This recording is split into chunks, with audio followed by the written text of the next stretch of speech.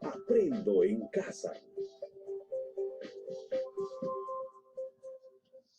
Muy buenos días, estudiantes de la prepromoción del cuarto año de secundaria, cuarto ABC. Le da la bienvenida en una clase más de Haciendo Historia con el profesor Juan. Muy bien, chicos y chicas, vamos a dar inicio entonces a esta semana con el tema. Pues vamos a continuar. Recuerden que estamos con el primer militarismo, estamos en la etapa de la prosperidad falaz, ¿no? Ya sabemos, prosperidad falsa, prosperidad que lamentablemente no se aprovechó para que el Perú surgiera económicamente y surgiera como una potencia. Pero vamos a dar inicio entonces, ante todo, lavándose las manos correctamente, como ya sabemos, desinfectar la zona donde vamos a trabajar, mis queridos discípulos. Bastante atención, quédense en casa, chicos. Lamentablemente esta epidemia no se quiere ir, está rebrotando y debemos cuidarnos. Quédense en casita, protéjanse bastante, por favor, ¿ya? Muy bien, entonces, vamos a dar inicio, chicos, con Haciendo Historia con el profesor Juan. El tema, la era del guano. No estoy pasando lista, por si acaso, así es que no digan presente, ¿ya? Y también vamos a ver las principales características del gobierno de Rufino Echenique. La competencia que vamos a desarrollar es construye interpretaciones históricas. Vamos a seguir con el análisis de fuentes. A ustedes, al estar buscando fuentes confiables para empaparse más de estos temas. Vamos a comprender el tiempo histórico, es decir, en qué siglo, en qué años, en qué contexto se da, y vamos a elaborar explicaciones. ¿Por qué el guano fue importante en esta época? ¿Qué países nos compraban este guano? ¿Dónde se ubicaba? ¿Qué formas de venta del guano existía? Después del gobierno de Castilla, ¿quién vino? ¿Y qué pasó con él? ¿Gobernó tan bien como lo hizo Castilla? ¿Ves? Todas estas interrogantes, chicos, su gran maestro se los va a sacar y ustedes van a saber. El propósito de esta clase es comprender las principales características del gobierno de José Rufino Echenique y las principales características de esta etapa del guano. Si teníamos dinero, ¿qué pasó con ese dinero? ¿Se gastó? ¿Se despilfarró? ¿En qué se utilizaba? ¿No lo supimos utilizar? Todo eso, chicos, vamos a continuación. Por ejemplo, vamos a ver, vamos a poner para arribita. Vamos a ver esta etapa de las principales características de la prosperidad falaz. Si bien ya lo hemos visto la semana pasada, pero quiero que ustedes puedan profundizar un poquito más, ¿ya? Sobre este tema. En esa etapa, chicos, de la prosperidad falaz, profesor, ¿quién llamó prosperidad falaz a esta etapa? Pues lo hizo el gran historiador Jorge Basadre Grudman. El que aparece en el billetito de 100 soles, sí, él es el que llama a esta etapa, ya, la prosperidad falaz. En esta etapa también se va a llevar a cabo un debate ideológico, ¿ya? Lo que se conoce como el tercer debate ideológico. Uno de los debates que ya hemos visto fue acerca de qué tipo de gobierno debería tener el poder. El Perú, si una monarquía, un presidente o una república, ya sabemos quién ganó, ¿ya? El otro debate fue, ¿quién debería tener más poder? ¿El Congreso o el Poder Ejecutivo o el presidente? Ese debate también ya lo hemos visto. Y el tercer debate es, ¿quiénes deben ser las personas que nos gobiernan?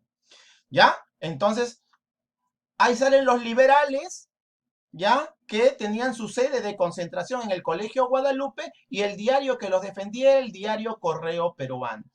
¿Qué decían ellos? De que todas las personas son capaces de gobernar nuestro país. Todas las personas. No importa quién. Todas las personas tienen que tener la posibilidad de gobernar nuestro país. Es decir, el gobierno debe ser por el pueblo.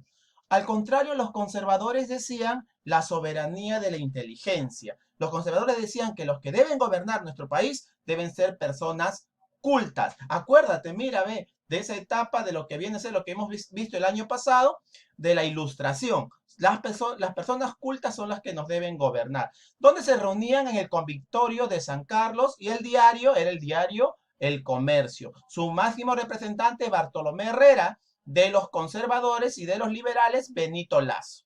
En esa etapa también, chicos, estaba viviendo la etapa de la literatura conocida como el romanticismo. Uno de los principales representantes era Ricardo Palma, como ustedes bien saben, con su obra recontra conocida, Las tradiciones peruanas. Y tenemos al otro poeta, Carlos Augusto Salaverry, con su poema Acuérdate de mí. ¿Ya? Acuérdate de tu gran maestro. Muy bien, entonces ya estamos viendo cómo se vivía en esa época, qué debates existía y qué corriente literaria se vivía y quiénes eran sus representantes. Vamos a ver cómo se vendía o cómo se explotaba el guano en esta época. La primera forma de explotación del guano era el llamado el arrendamiento. Y te vas a acordar de este nombre, Francisco Quirós. Francisco Quirós fue la primera persona que se dedicó a exportar el guano aquí en el Perú. ¿Está claro? La primera persona. ¿Ya? Este guano, ¿dónde se acumulaba, chicos? En las islas de Chincha, ¿ya? En las islas de Chincha. Esto era utilizado, este guano, como abono natural que era mandado ¿a dónde? A Europa. Recuerden, chicos, que estamos en el siglo XVIII y siglo XIX, que estamos viviendo en esta etapa nosotros del primer militarismo, y se estaba llevando a cabo en Europa la famosa revolución industrial. Y ya sabemos que en esta revolución industrial tiene un principal país que hace o que lidera la primera y la segunda revolución industrial. Y ustedes lo saben muy bien, Inglaterra, ¿ya? Inglaterra. Este guano era importante porque va a ser estudiado, por ejemplo, por Alexander von Humboldt, por Thomas White, van a ser estudiados sus propiedades. ¿Y qué lo hace distinto el guano del Perú, de las islas de Chincha, de otro tipo de guano, como fertilizante natural? Y se van a dar con la sorpresa los estudios que tiene sales de amoníaco, sales amonaquiales. Entonces, eso del amoníaco, estas sales, es lo que lo hace distinto el guano de las aves guaneras del Guanay, aquí de las islas de Chincha del Perú, ¿ya? Y era pobre en fosfatos de tierra, es decir, en otras palabras, que tenía muy poca mezcla con la tierra, y eso lo hace más puro el guano de las islas. ¿Por qué? Porque recuerda que Ica, mejor dicho, Chincha, pertenece a la región Ica, y en Ica es prácticamente considerado un desierto, y si es un desierto no llueve mucho, por lo tanto la tierra no se mezcla mucho con los desechos. Y eso fue importante, ¿ya? Y en Inglaterra y en Europa, este guano era utilizado para la agricultura, ¿ya? Para la agricultura. ¿Y qué se sembraba principalmente en esa época? El algodón. Entonces, si se echa el guano para la agricultura y se produce algodón, ¿el algodón para qué se utilizaba? Entonces, ¿para qué industria se va a desarrollar? Se va a desarrollar la industria textil, la ropa, pues el algodón, chicos, ¿ya? Lamentablemente, esta cantidad de dinero que ingresaba al Perú no va a ser bien utilizado y va a ser utilizado principalmente para pagar los gastos de la burocracia civil. Es decir, cuando tú quieres hacer un documento, un trámite, te mandan a hacer cola. Pagas para que te den la hoja. Otra cola, pagas para que te den la firma. Otra hoja, pagas para que te den el sello. Otra hoja para que te den recién tu documento después de 2 semanas. Eso se llama burocracia. Y en eso era lo que se gastó la mayor cantidad de dinero. Entonces vamos a ver el arrendamiento. El arrendamiento es cuando tú alquilas. El Estado alquilaba la isla y la extracción a una persona. Ese contratista era Francisco Quirós. Y entonces él explotaba y cobraba grandes cantidades de dinero y al Estado le daba una partecita.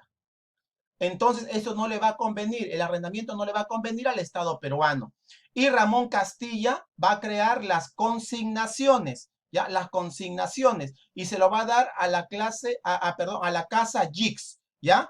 Inglesa Jix, acuérdate, inglesa Jix, donde el Estado le da lo que tiene que vender a esta casa Jix y la casa Jix le paga al Estado. Y eso mejoró, mejoró. Después va a venir la otra forma de explotación, el monopolio, durante el gobierno de José Balta, ¿ya?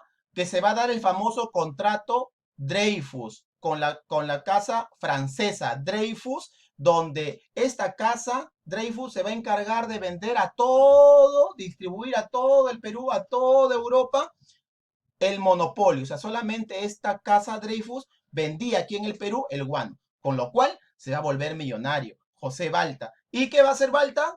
va a construir ferrocarriles, gran cantidad de ferrocarriles. ¿Ya? En eso se va a gastar el dinero que ingresa por el guano. Vamos a ver ahora sí el el primer gobierno de Rufino Echenique. Termina el gobierno de Castilla y comienza el gobierno de Echenique. Castilla lo va a recomendar a Echenique, por lo tanto va a gobernar de 1851 a 1854. Va a ser apoyado por los conservadores, al igual que Castilla. Y recuerda que el máximo representante de los conservadores era Bartolomé Herrera, donde dicen que los que deben gobernar deben ser las personas cultas. Va a seguir la misma forma de gobierno que Ramón Castilla. ¿Te acuerdas que Ramón Castilla hizo el primer ferrocarril? Ya.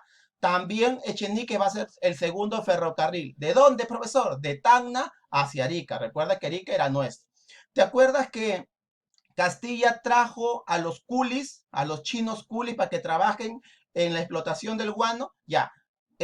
Echenique va a traer la inmigración de los alemanes que se van a concentrar en la selva peruana, en Posuso principalmente. Entonces los alemanes llegan acá al Perú. Echenique dijo, yo voy a mejorar a Castilla, porque en esa época la raza blanca era considerada la raza superior. Se va a firmar un tratado con Brasil. Ese tratado con Brasil se llama Herrera da Ponte Ribeiro, donde Brasil permite al Perú que navegue en todo el Amazonas para que pueda salir hasta el Océano Atlántico para que exporte el guano, ¿ya? A cambio, Brasil, ¿qué pidió? Pidió que le entreguen territorios. Y este coloreado de verde que tú ves es el territorio que el Perú va a perder sin guerra, sin ningún conflicto. Se lo va a ceder ¿a quién? A Brasil. Luego también vamos a tener problemas con Bolivia, con Inglaterra, vamos a tener problemas con Inglaterra por las islas de Lobos de afuera, donde también se concentraba el guano. Sin embargo, después Inglaterra va a reconocer que es territorio peruano. Miren, entonces el escándalo de la consolidación. ¿Te acuerdas lo que Castilla también hizo la ley de consolidación, que era para pagar la deuda interna y externa de aquellos peruanos que habían luchado por la independencia? Pues ya, también Echenique hace su ley de la consolidación. Pero ¿saben qué hace él? El Perú, según Castilla, recuerda que Castilla hizo el presupuesto, debía 5 millones de pesos, ¿ya? Y todo peruano que tenía su bono firmado por San Martín o por Bolívar, donde decía que él había hecho un préstamo para la lucha por la independencia, tenía que ser devuelto. Pero Castilla dijo que era una deuda aproximada entre 5 millones de pesos. Con Echenique se llegó a pagar 24 millones de pesos, es decir, 5 veces más de lo que se debía. Profesor, ¿y de dónde salió tanta deuda? Es que se dice que él apoyaba a ciertas personas que falsificaban la firma de San Martín y Bolívar y él se quedó con esa cantidad de dinero, le daban un porcentaje de dinero. Entonces, ese escándalo de que él recibía dinero, ¿ya? Para permitir el pago de los bonos con la falsificación de firmas va a ser utilizado, más la pérdida de territorios, ¿ya? La pérdida de territorios cedidos a Brasil va a ser tomado ¿por quién? Por Castilla, quien se va a sublevar, es decir, Castilla lo recomendó y Castilla lo sacó, ¿ya? Le va a hacer un golpe de estado, ¿ya? Se va a enfrentar en Ayacucho, ¿ya? Cuando Castilla esté en Ayacucho, todavía no es gobierno, ¿ya? Ahí va a liberar del tributo indígena, a todos los indígenas va a decir no paguen tributo, y también por lo que es recordado Castilla es por la liberación de los esclavos. Pero recuerda, todavía no tomaba el poder, estaba haciéndole un golpe de estado. Luego Castilla viene a Lima y se enfrenta a Echenique y lo saca del poder. Es así, chicos, que termina el primer gobierno de Rufino Echenique en 1851-1854 por un golpe de estado de Ramón Castilla, y Ramón Castilla luego va a ser presidente provisional, pero luego va a ser aprobado por el Congreso y vamos a ver la próxima semana el segundo gobierno de don Ramón Castilla. Muy bien, mis queridos discípulos, a estudiar, cuídense bastante, anoten los aspectos más importantes, se despide su gran maestro, cuídense chicos y nos vemos hasta la próxima semana. Se despide su profesor.